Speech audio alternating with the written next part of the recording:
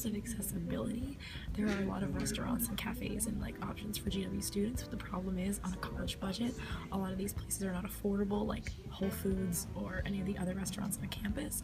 But when it comes to our on-campus options that are affordable for GW, I mean, you go to J Street, let's be honest. Who wants to eat at J Street every single night? It's hard, it's impossible to be able to go out in the city and pay for dinner at $10 every night. So there needs to be a change. I think that food is pretty accessible here.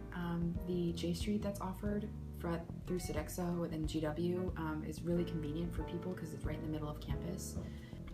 Financially, it's pretty expensive. I know people who have run out of G World pretty quickly. It's not terribly healthy. Whole Foods is pretty healthy, but it's also really expensive, and trying to eat healthy here is difficult if you're on a budget. But if you're, don't really care about watching your food intake, any place is pretty good.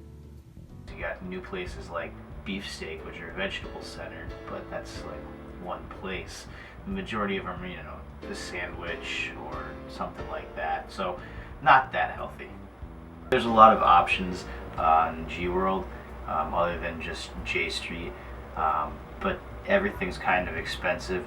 And the fact that there's no real grocery stores on G World other than Whole Foods, no grocery stores that are affordable, means that you're buying individually packaged meals every day, 2 or 3 times a day. So I'd love to use this beautiful GW kitchen more, but I really can't because of the lack of an affordable grocery store. I